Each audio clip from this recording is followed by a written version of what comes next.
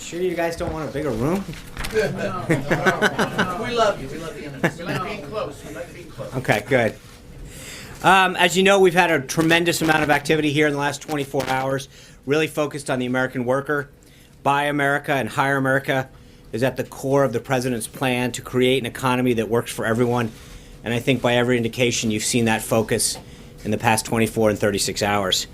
Before we begin going through the event of today, I want to start off with a quick rundown of all that the president and his administration have done with just one official working day under our belts. I don't know about everyone else, but I think it's been a pretty impressive first and second full days here. President Trump's meetings yesterday with top business and union leaders, including frontline union workers, went very well, and I think was a signal to every American worker that jobs and the economy are truly the president's top priority. A few of the participants noted afterwards in each one of these groups that we meet with that this was the first time, in some cases ever, that they've been reached out to. In almost every case, the first time they were invited into the Oval Office. And I really think that when you look at the level of concern and interest that he has in the American worker, it's been clearly on display in the last 24, 36 hours. In addition to these productive meetings, the president also took major steps towards fulfilling some of his biggest campaign promises to the American people. He ushered in a new era of U.S. trade policy by withdrawing from the Trans-Pacific Partnership Agreement and restored respect for taxpayers by instituting a hiring freeze on the executive branch. He also reaffirmed his commitment to life by reestablishing the Mexico City policy. And the president ended his day yesterday with a bipartisan, bicameral meeting of congressional leaders where he made it clear that he expects there to be no delay in getting an agenda through Congress and action out of Washington. This morning, the president began his day with a breakfast listening to key automobile executives. They spoke about the importance of increasing manufacturing capabilities specific to the automotive industry. They touched on the need for regulatory reform and a modernized safety standards, which will advance the industry leading in technology and job creation here in the United States. I think you've been briefed on the attendees, but real quickly, Mary Barra is the head of General Motors, was here. Former Governor Matt Blunt, the president of the American Automotive Policy Council, Mark Fields of Ford, Craig Gilden of General Motors, Roger Carr of Fiat Chrysler, Sergio Marchionne of Fiat Chrysler, Zio Jockey, the head of government affairs for Ford, and then from the administration, Jared Kushner was on hand, Reince Priebus, Steve Bannon, Stephen Miller, Gary Cohn, and Hope Hicks. Then the president signed a series of executive actions that will move our country towards energy independence, but more importantly, really continue to get Americans back to work. The president started by signing a memorandum to fulfilling a major promise to secure swift approval for the Keystone Pipeline. The memorandum invites TransCanada to resubmit their proposal and directs agencies to approve it without delay. There's an energy revolution that's going to happen in this country, and in spite of the bureaucratic and political barriers that have been in place in the past, we're ready to move forward. Oil and gas production is up significantly in the last decade, and our imports have been cut in half. The president's actions today will create tens of thousands of new jobs for the American workers and move us greater towards energy independence, while at the same time ensuring that we keep the environment as a top priority. The president also signed a memorandum regarding the Dakota Access Pipeline. This memorandum directs agencies to expedite reviews and approvals for the remaining portions of this pipeline, which the previous administration held up for political reasons. The $3.8 billion pipeline, already almost 90% complete, will carry over 500,000 barrels a day of crude oil from areas in North Dakota to oil markets in the U.S. And in both of these areas, as the president remarked this morning, he's going to ensure that we continue to negotiate in both areas to provide the best deal for the American taxpayer. The president signed an executive order establishing a framework for expediting environmental reviews for high-priority infrastructure projects. Delays and other inefficiencies in the environmental review and permitting process are severely impeding critically important projects that will help us remodernize and rebuild our nation's infrastructure. This order will help put an end to the crippling delays caused by bureaucratic red tape. The President also signed a memorandum requiring the Commerce Secretary to submit a report recommending how best to streamline manufacturing permitting. The President has been hearing from manufacturers that excessive regulation are driving them out of the U.S. As part of his commitment to making America work again, the President has directed the Commerce Secretary to reach out to manufacturers and the public to identify regulations that are hurting them from moving forward. The President also signed a memorandum directing the Commerce Secretary to lead a study looking into building the Keystone and Dakota Access pipelines, as well as any other future pipeline with U.S.-made steel and pipe and accessories. This is the first step in the President really delivering on his campaign promise to put American steel back at the backbone of the U.S. economy. The U.S. has lost nearly 1/3 of its manufacturing base since 1997. Even though the country's population has increased by 50 million people. We're going to rebuild our infrastructure, and we're going to do it with American workers and with American resources. As many of you recall, the Buy American theme was a major part of the President's inaugural address. This is clearly an immediate action and an extension of that promise that he made to the American people last Friday. We sorely need these infrastructure jobs. According to the National Association of Manufacturers, without improvements to our transportation systems, quote, the United States will lose more than 2.5 million jobs by 2025. Creating jobs and boosting wages is the President's top priority, and it has been made very clear over the past 36 hours. This is an area where he's taking immediate action. At 1 o'clock, President was speaking with Indian Prime Minister Modi. We'll have a readout as soon as that's available. If we can get it to you during the briefing, we will. This afternoon, the President will hold a bipartisan meeting with key Senate leadership, including the Majority Leader, the Minority Leader, the Majority Whip, and the Minority Whip, to discuss his nomination for Associate Justice of the United States Supreme Court. As he noted earlier today, he intends to have a decision by the end of the week and an announcement early next week. The President has made it incredibly clear that he will appoint justices who protect our liberty and hold the highest regards for the Constitution.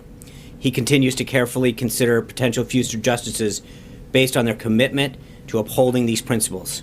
This meeting is an important opportunity for the President to consult with Senate leaders from both sides of the aisle on his potential choices for the bench. As you may have heard, Speaker Ryan extended an invitation to the President to address a joint session of Congress on February 28th. I'm pleased to inform you that the President has accepted that invitation, and he looks forward to sharing his plans for moving the country forward. I have a feeling by the time we get to February 28th, we will have a lot to talk about. It was great to see the nominations of Dr. Carson, Secretary Chao, Mr. Ross, and Governor Haley were advanced out of committee today.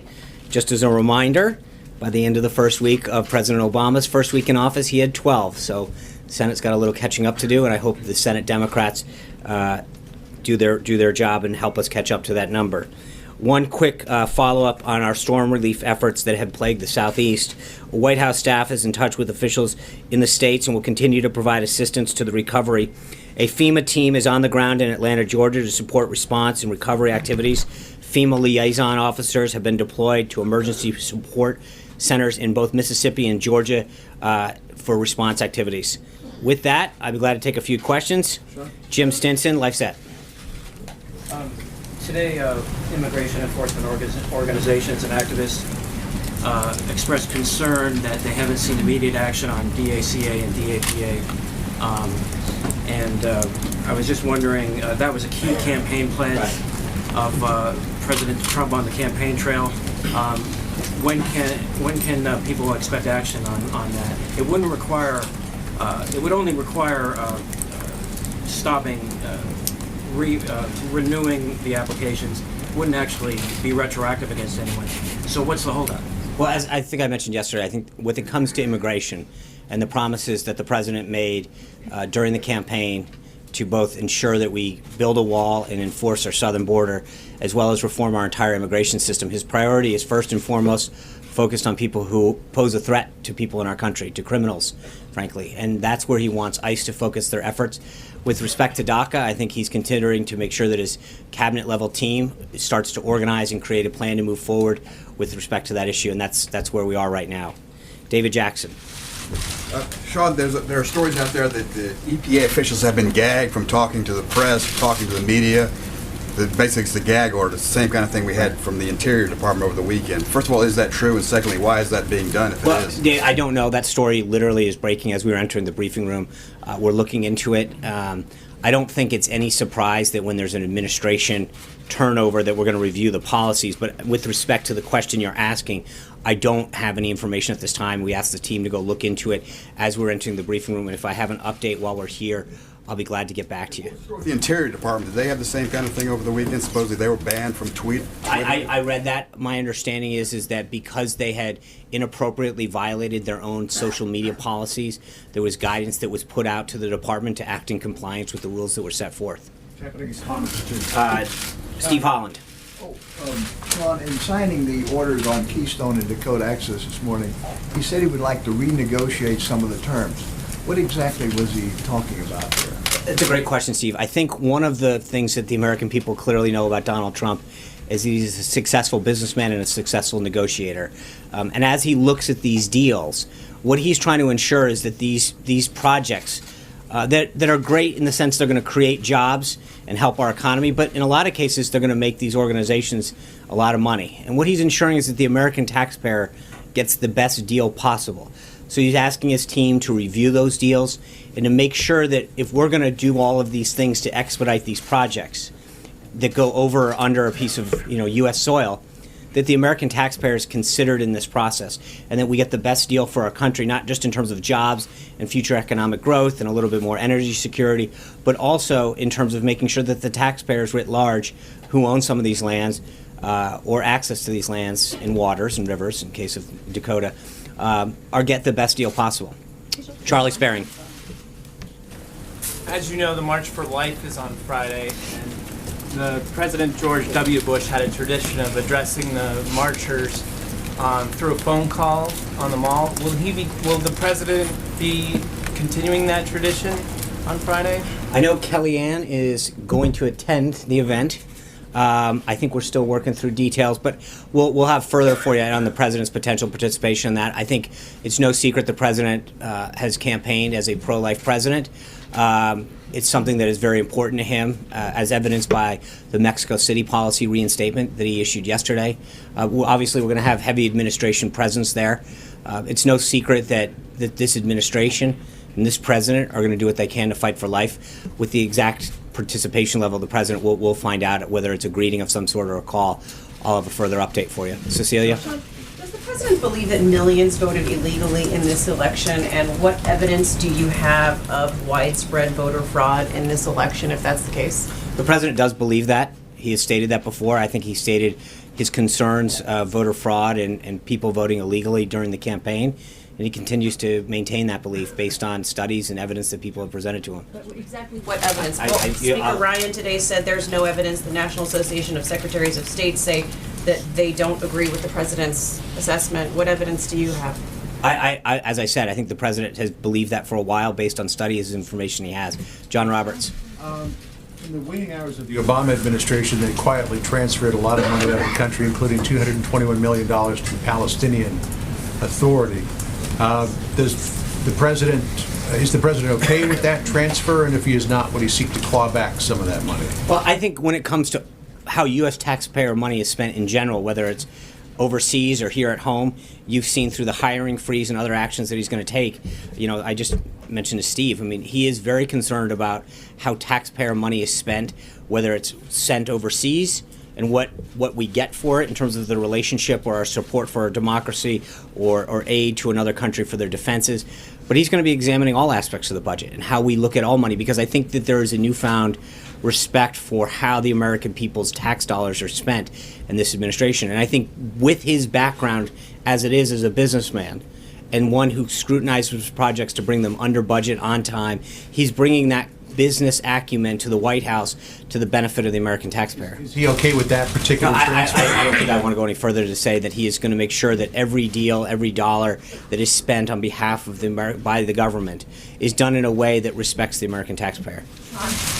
Sean, when you were talking about that voter fraud, are you going to ask for an investigation? Is the White House going to formally ask for a probe into this alleged I think voter he fraud? won very, very handily with 306 electoral votes, 33 states. He's very comfortable with his win, but I think To trouble him if he's bringing it up. That's why I I'm think he was asking. having a discussion with some folks and mentioned something in passing, which has been a long-standing belief that he's maintained. This isn't the first time that you've heard this concern of his. Trey? It's not, but I Thanks, think it's Sean. worth clarifying whether illegal ballots or illegal immigrants. And I think there's been are studies. There was being one that targeted. came out of Pew in 2008 that showed 14% of people who have voted were non-citizens. There's other studies that have been presented to him. It's a belief he maintains. I mean, Just that they were counted improperly, as Dick Durbin says the president personally told him last night. It was that the people who I voted think did so I've illegally. asked and answered it. It's a belief that he's maintained for a while, a concern that he has about voter fraud, and that's based on information that's provided. Trey. Thanks, Sean. Following President Trump's executive actions earlier today, is he concerned about large-scale protests surrounding the construction of the Dakota Access and Keystone XL pipelines like we saw at Standing Rock? And how will he address the concerns of those who oppose those plans? I think he is going to make sure that he is looking or working with all parties involved, and that's part of to Steve's question. There's a way that you can continue to negotiate that, whether it's the Native Americans' concerns that they have on some of the lands in the Dakota pipeline. I mean, you're 93% there with Dakota, and I think that the president has shown through his business life that he knows how to negotiate a great deal where parties come out ahead, and he is willing to sit down with all of the individuals that are involved in the Dakota pipeline to make sure that it's a deal that benefits all of the parties of interest, or at least gets them something that we want. So that's part of it. Margaret. Say Mara or Margaret? No, Margaret. All right, one at a time. Okay, Margaret, then Mara. We'll stick with the M's for a while. I'd like to ask you about Jim Comey, but I also very quickly wanted to follow up on Steve Holland's question about the pipelines and the renegotiation. The president, I think, sort of suggested that some of those renegotiations might already be happening, or that they would start happening. And I'm just wondering if you can clarify, like, are the mechanisms for that set? Have those discussions already begun? Well, he just signed the executive order today, and part of it was that as he moves these things forward, he wants to make sure that he gets the best deal for the American taxpayer and works with the parties involved to ensure that people who might have concerns have an opportunity to come back to the table and see if there's a way to. So the mechanisms are still being fleshed out, and the Yes. negotiations have not started again? That's correct. Jim Comey, what I wanted to ask was, could you make it official what has been reported by U.S. officials all day long, which is that the president has decided he wants Jim Comey to stay on, that Jim Comey has told him he will stay on. Did they discuss kind of the Russia investigations and the parameters of that? I don't have anything for that. I don't know what the status is. I'll have to follow up with the president. Mara. Okay, just a question about the hiring freeze yesterday. It doesn't exempt the VA, and there are 41,500 unfilled medical jobs at the VA, which is really an extremely large number. Right. The VA was one of his top Right. priorities, so he's now Remember, it's a hiring. freeze. And part of it is to ensure it's hold on, but part of it is to get our VA secretary in there and to figure out how we can best, because hiring people when you have a system that's not working and then just going out and hiring additional people doesn't seem to be the most efficient way of solving the problem. What we need to do, whether it's the VA or any other agency, is make sure that we're hiring smartly and effectively and efficiently. And I think the VA in particular, if you look at the problems that have plagued people, hiring more people isn't the answer. It's hiring the right people, putting the procedures in place that ensure that our veterans, whether it's healthcare or mortgages or the other services that the VA provides to those who have served our nation, get the services that they've earned. And right now, the system's broken. So the freeze is meant to pause, allow there to be an analysis of what can make this better. And it's not just the VA, although obviously that's high on the president's list. It's making sure that all of the services of government are done in a way that, A, respects the taxpayer, but gives the American people the service or benefit that they truly deserve. So. Just to follow up on Cecilia, if 3 to 5 million people voted illegally, that is a scandal of astronomical proportions. Doesn't he want to restore Americans' faith in their ballot system? Wouldn't he want an investigation of this? Well, this is a huge but Mara, scandal. as I've noted several times now, he's believed this for a long time, and I think he believe won at all. fairly overwhelmingly. So he's I not. agree with that. And look, we'll work. I'm asking you, why not investigate something Well, that is maybe we will. the biggest scandal in American electoral history? 3 to 5 million people voting illegally? I think we'll see where we go from here. But right now, the focus that the president has is on putting Americans back to work. It was a comment that he made on a long-standing belief in the back. Yeah. Yes.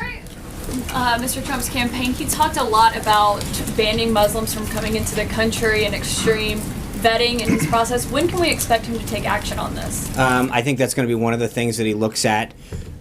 His Department of State when Rex Tillerson gets confirmed, and some of the other departments in Homeland Security, and trying to put together a place that enacts this extreme vetting.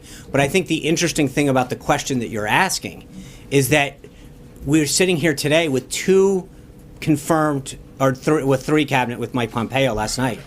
But we're sitting here asking where the president's agenda is moving forward at a time when Senate Democrats are holding up, a massive amount of this cabinet. Purposefully? Oh, absolutely. There's no question about it. When you look, let's walk back a second and remember that Chuck Schumer put out a statement saying that they had an issue with 8 or 9 of them.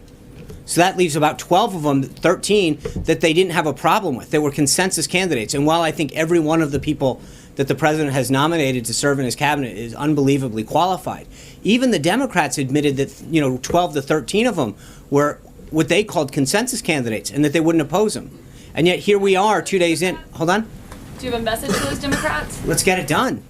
I mean, our country's economy and safety is at stake. We have a continuity of government in place to ensure that we can continue to protect and preserve this country and move business forward. But the reason that you have a confirmed secretary or director or administrator is to make sure that you can enact the agenda that the president campaigned on.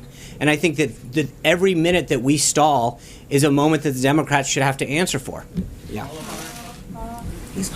Okay, I'm Anthony Harper, the Intermountain Christian Newspaper and the Christian Newspaper Association.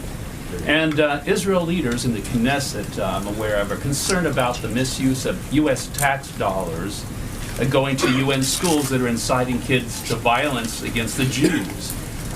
What do you think President Trump, how would he respond to these Israel leaders? They're MK leaders Sharon Haskell, Yehuda Glick, and Dr. Eliza Levy. I recently had interviews with them. Their concerns are very serious. So they would want to know what President Trump, or how he would respond to the misuse of these. Well, I think I would go back to what I said to John a minute ago, which is that I think he has tremendous respect for how tax dollars are spent. But then I would mention again, I mean, we need a UN ambassador. We need a Secretary of State. There's a lot of these things that can start to happen under the direction of the new leadership that's being held up right now. Thank you. Tara. Is the president open to the idea of choosing a mainstream candidate like some of the Democratic congressional leaders are urging him to do today? For what? For a Supreme Court nominee. I think that defines. I think he's been very clear about his priorities. He's put out a list during the campaign of individuals that he would consider. But I mean, I think it's pretty mainstream to support the Constitution, pretty mainstream to respect, to follow the law, and not to create laws from the bench. That's what I think the majority of Americans would agree. And I think, when it comes to the candidates that he's put up for his cabinet, again, look at the quality and caliber of these individuals. That's what he's kind of continue to look for. People of high quality, of high caliber, that have gone, that fit the philosophy that he campaigned on. April. Sean, I want to ask you a couple of questions. One, starting off with Sessions, this delay in a vote, primarily because of concerns about issues of civil rights with Sessions, as well as voting rights. Yesterday, you talked about issues of race, dealing with Congressman John Lewis and his statements, and also the bust. What do you say when people are once again bringing up the issue of race and voter fraud when it comes to Jeff Sessions, this man that President Trump has so much faith in to lead the Justice Department? Well, I think Senator Sessions' record on voting and civil rights is exemplary. He has fought very hard as both an attorney general in Alabama, as a U.S. attorney, and then as a senator. For voting rights, for civil rights, on areas of minority rights, he has pushed forward. And so when you look at his entire record, the people he prosecuted as both a U.S. attorney and an Alabama attorney general, he's been very forceful when it comes to making sure that voting rights and civil rights are enforced and protected. And not just that, but advanced. When the Voting Rights Act came up for renewal, he was a huge champion of it. So it's not just his record as an attorney, but as a United States Senator, he's been a very forceful advocate of the continuation of the Voting Rights Act. Yes, sir. I'm going to ask you a couple of questions. Oh, okay. I'm sorry. Yes, okay. So, I know we're new to this together, so. All right. So on the issue of race, going back, because you talked for a long time yesterday on the issue of race, and I wanted to ask you a couple of things, and I talked to the current head of the NAACP, who is accusing this administration of something called stereotyping by omission, saying that the president has met with athletes and entertainers, but yet has not met with civil rights leaders.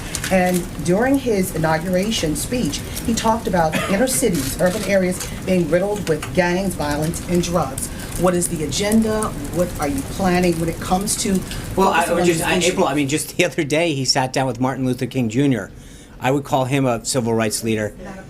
His dad was the civil rights leader. Well, I think that he has done. I think he has done a lot for that. There's a lot of the pastors that he's met with. He has met with a lot of individuals on that issue throughout the campaign. They've come up and down the tower. He's brought them in and out of during the campaign and during the transition. He's with Aveda King the other day during the prayer service. There's a ton of individuals that he's met with to talk about this issue, and I don't think it's something that he takes lightly. He's talked about it tremendously because it's important to him, both in terms of where this country moves forward and some of the issues that face some of the minority communities in terms of not just education, but jobs and hiring and healthcare and access to small business lending. Those are all areas that he's been very concerned with and that he's talked about the need to address. Rollout of a plan. We're on day 2. I know you're all anxious. I appreciate it. 100 days. He made this statement during the inauguration. I understand it, and we're on day 2, and look what he's doing. But I think that when you look at the jobs programs, the Dakota Pipeline, the Keystone Pipeline, the things that are going to bring jobs back and good-paying jobs with benefits, those benefit every American, regardless of the color of your skin. And I think that, he talked to the labor leaders today about apprenticeships and how we can grow the economy, bring back training centers. Those benefit every American.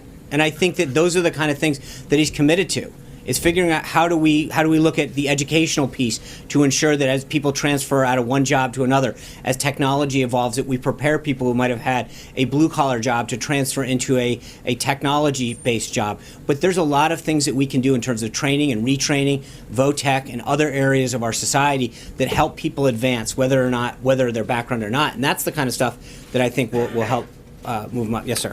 Thanks, Sean. The CBO came out with a report this morning that said if the current spending levels stay as they are, the government's going to spend about put the country in another $10 trillion of debt over the next 10 years. Does that reinforce for the president the need to cut spending? And if Absolutely. So, where in the government can he cut spending enough to make a dent on that? Well, look, I think this is the American people elected the right guy at the right time.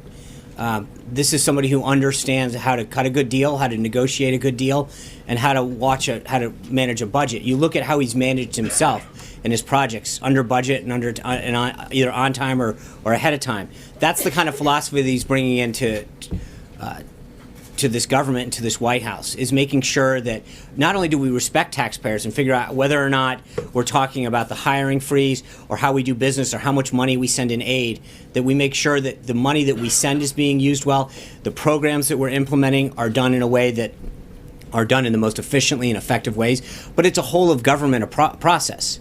It's trying to make sure that, look at what he did with Boeing and Lockheed on the planes. It's going in and saying we can lower that price more, we can negotiate further. It's why when Steve asked about the 2 pipelines, then he wanted to make sure that he inserted pieces to say we can negotiate further.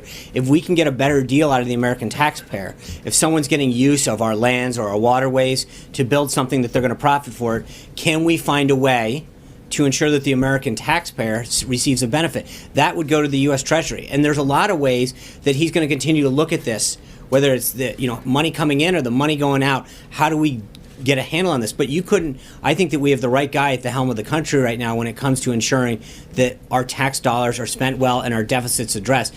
One last piece, when it comes to energy exploration, it's not just about energy. It's not just about finding new ways to bring in energy to this country.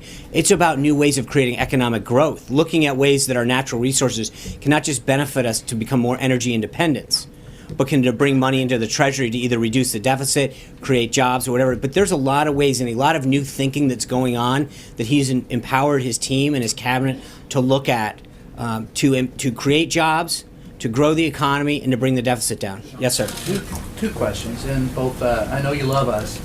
But if there are protests again, if this pipeline goes through, last time during the protests, there were independent journalists that were arrested and detained. Same question I asked the Obama administration. Would this administration at least support reporters in trying to do their job in gathering facts?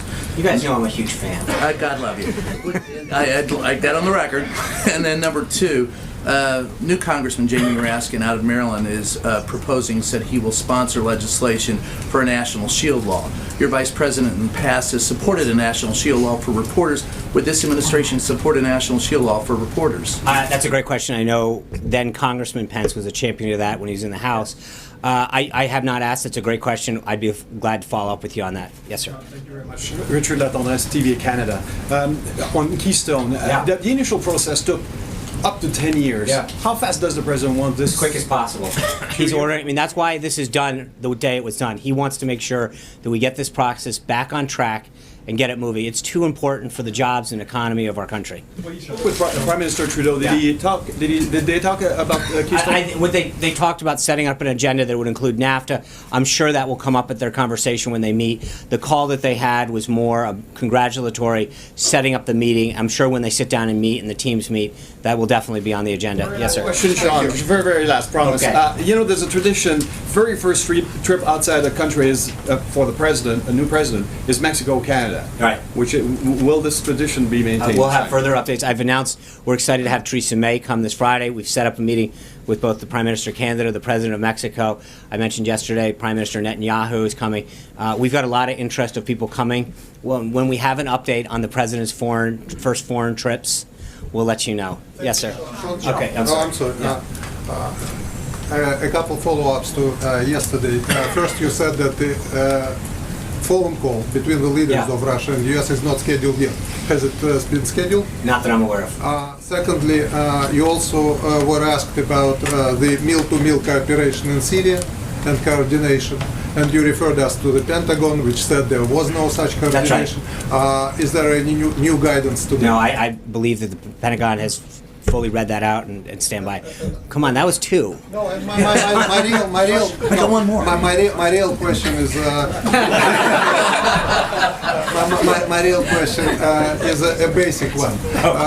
We know that the president. Those were easy. The president has been what I can only describe as viciously attacked for his attitude to Russia by his opponents here. He has withstood those attacks. So, but I'm from Russia, and I speak for my audience. Please explain to us why. What's his logic? Why is he doing this? Why is he standing firm on wanting to improve? We are happy that he stands firm on that. But please explain to my audience his reasoning for believing that we can do it together. Because I think he's a great deal maker, and he's going to do what he can to fight on behalf of this country. And if the deal can be found, whether it's fighting for American taxpayers or working with another country to protect our national security interests or economic interests, he's going to make a deal that's in the best interest of this country. Thank you. Yeah, Jeff. You said the president believes that there was voter fraud. I wonder if you believe that. You were at the Republican National Committee at the time, and Chief of Staff Reince Priebus was the chairman of the RNC at the time. Do you believe there was widespread voter fraud? My job is not. Look, how can he be comfortable with his win if he believes he's very that there comfortable was with his 3 win. million votes? Maybe he didn't win. No, he's very comfortable with his win. It's an electoral-based system. He got 306 electoral votes. 33 of 50 states voted for him. I think, look, Jeff, I've asked and answered this question twice. He believes what he believes based on the information he's provided. Yes, ma'am. What does that mean for democracy, though, Sean? What does that Thanks, mean? Jeff. If he does believe that, what does that mean for democracy? It means that I've answered your question. Have you? Irish television. The president's been meeting with business leaders. Are there any plans to target U.S. multinationals that have significant operations abroad with more favorable tax regimes? Well, I think a lot of these countries that you saw yesterday, and even our automotive industry has a lot of presence overseas, if that's what you mean. I mean, the first priority that he has is on U.S.-based companies that are trying to bring more jobs back or grow here. But most of these companies, I mean, Johnson & Johnson is clearly a multinational company. Dow, you go down the list of the individuals that he met with yesterday, and then you take the auto industry that was here today, Ford, Chrysler, GM. They all have massive overseas investments. And I think part of the problem that he was talking about is greater market access for them, the ability to get into markets that we might not want, that they may have trouble with. Yes. Yeah. Sorry, Blake. a small follow-up. Are there any plans to still, has the President issued his official invitation to the Prime Minister of Ireland to come here for the traditional St. Patrick's Day celebration? No, but I'm going to get on that right away. Thank you for bringing that up. That's on the list. Can we write that one down? Hold on, Blake. So to piggyback off that, yesterday the President met More with, Irish. Not off the Irish. But yesterday the President met with CEOs, broad-based, met with union leaders, broad-based. Today, though, he specifically met with auto leaders. Why was that his choice as the first industry to meet with? And then taking it broader from that, what is the criteria or the policy that the President, the administration has or might develop that will determine which leaders are brought here to the White House to meet with the President? Well, look, I appreciate the question. I think, again, I keep reminding you, we're on day 2. We can only have so many meetings in a day. And I think when you look, just stop and remember what you just said for a second. Yesterday, union leaders, business leaders, bicameral group of folks, executive order action. I mean, his day 1 is pretty darn robust. I'm not going to try. I've gotten out of the quantifying game. But I think when you compare that to the past, I bet you we'd probably put that up there. The amount of action that he took and number of folks, that's what you're going to see a lot more of. Today, he wanted to sit down with the auto industry in particular because he thinks that's vital to our manufacturing base. But he's going to have a lot of meetings. And he's going to meet with a lot of folks from a lot of backgrounds who he thinks have an interest in working with him to enact an agenda that grows jobs in the economy. That's basically, to your point on the criteria, that's what it is. Yeah.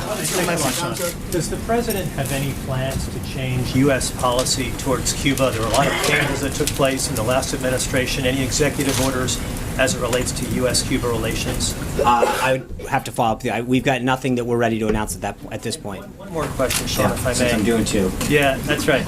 Picking up on what April said, are there any plans in the near future for the President to meet with leaders of the Congressional Black Caucus or the Congressional Hispanic Caucus? Yeah, so as I mentioned, I think it might have even been April that asked this yesterday, but I think that the President started with the leadership, as he should. I mean, I think you start with them. Today, the group that he's meeting is part of the advice and consent role in the Constitution with respect to appointing a Supreme Court justice. So he's going through the motions of that. But you are going to see a lot of meetings with a lot of individuals. He welcomes the input, ideas, and advice that these people are coming in with about how to move in his agenda forward. This is something that he has really enjoyed, not just during the transition, but in the last few days of his administration, of hearing the feedback. And one of the things that's interesting about the meetings is, with the exception of the pool spray that opens them up, the President has largely just sat and listened, asked questions, tried to elicit their ideas about what barriers they're facing to hire more people, what the regulatory or tax impact is on their ability to create more jobs or to keep manufacturing here in the United States. You're going to see a lot more of that, and I think what he wants to do is further expand, whether it's governors or members of different groups within the House and the Senate, to come down here and get their advice and ideas on how to work together and move an agenda. Yeah. Hi, Jonathan Lemire, Associated Press. You had mentioned that the President is commissioning a review of the Islamic State strategy.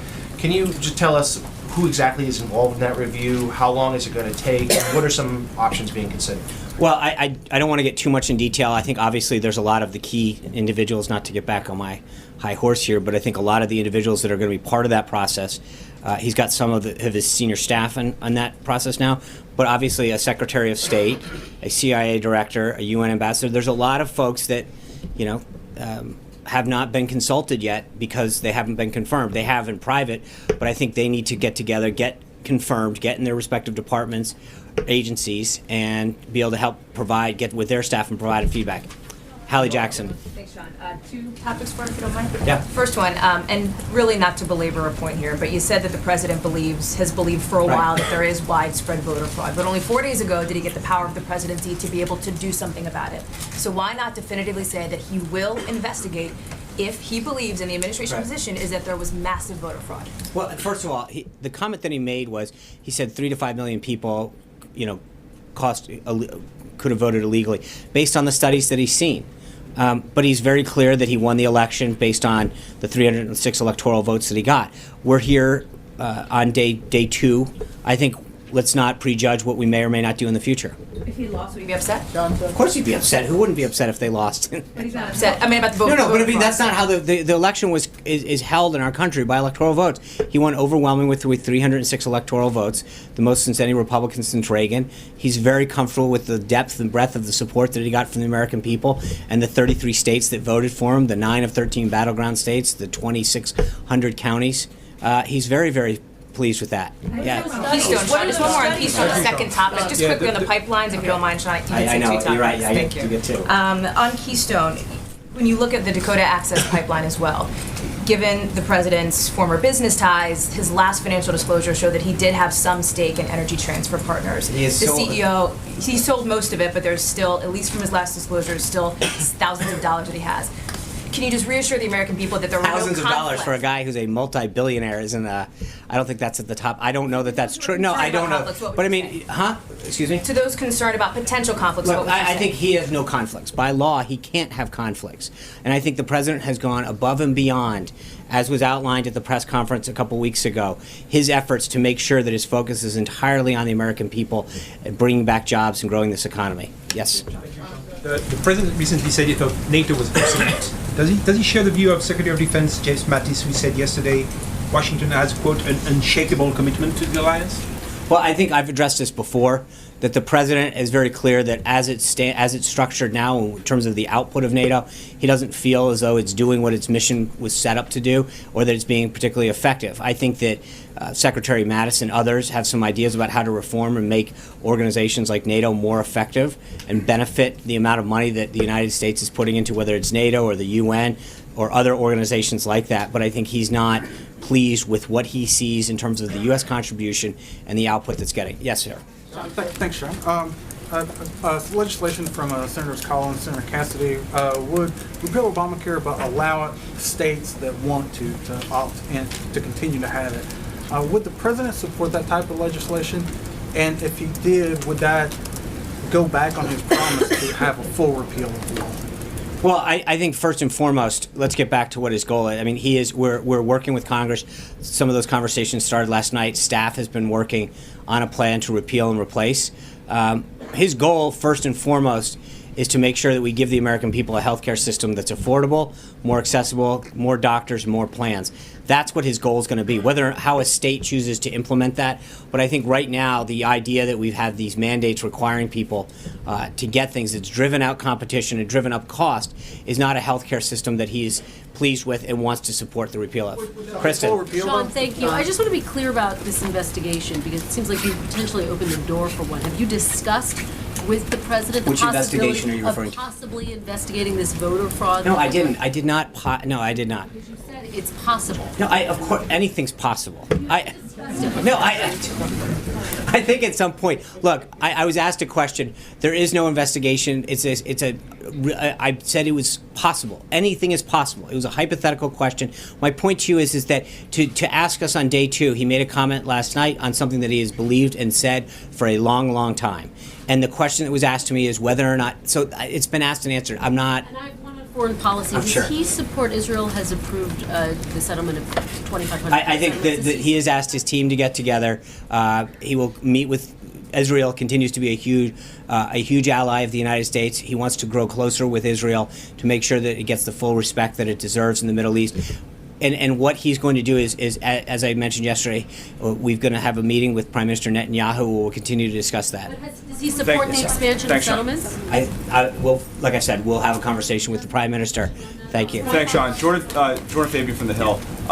During the campaign, President Trump said he wanted to fill up the Guantanamo Bay prison with bad dudes, and I'm wondering if the White House is formulating a plan to do that. Has the President directed the armed forces to start arresting terrorists overseas and bring them to the prison? We have nothing on that right now. Yeah. Yeah. Sean, thanks. I have two questions related to the Supreme Court and today's meeting with Senate leadership. First, can you talk to us a little bit more about what the goal of the meeting is? It sounds like he's closing in on a decision. Will he be sharing with them a short list of his final choices? I'm not going to. Yeah. But one quick correction. I mentioned two individuals at the beginning. It's the only attendees are Senator McConnell's, Schumer, Grassley, and Feinstein. I falsely mentioned the whips, and they're not going to be attending. That being said, look, the idea is to hear their input on what they want, how far he wants to extend himself on where he is on his thought process. But I think he wants to hear what they're looking for in a judge, maybe any ideas that they have. Yeah. To that, Sean, when Senate Democrats changed the filibuster rules in 2013, they specifically exempted the Supreme Court nominations from that. Right. Would the president encourage Senate Republicans to consider lowering? Well, I think that he's going to appoint a quality associate justice that hopefully will achieve overwhelming support. So I think his goal is that he's going to choose someone who hopefully I think everybody recognizes is a jurist that's going to adhere to the Constitution and not legislate from the bench, and that should achieve bipartisan support. Given your frustration with the nomination process so far, is that something he would recommend to Republicans that they consider? I think we're early in this process. He's going to hear from them tonight. So I want to thank you all. I'll see you all tomorrow. Take care. Have a good one. Sean, is there going to be a news conference for the president's thinking?